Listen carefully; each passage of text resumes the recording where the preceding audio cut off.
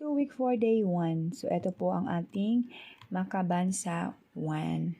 Yes, kung ano po ang nandito ulit ay nasa exemplar po natin. Yan, so, ito po, yung kwento po is ano po to.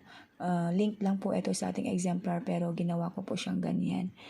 Yan, para po maipakita natin sa mga bata, babasa natin, makita nila kung paano natin babasahin yung kwento.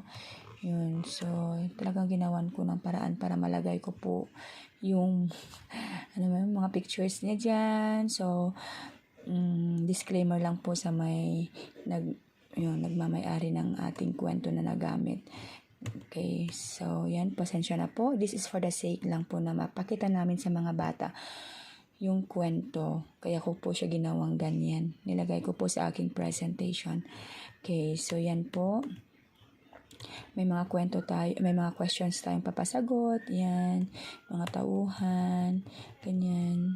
So, ang ating pagtataya is, sabi doon sa ating exemplar, iguguhit na mag-aaral ang mga gawain na ginawa ni Boboy.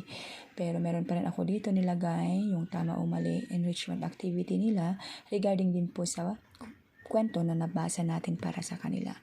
Yan po. Yan po ang ating day 1. Thank you.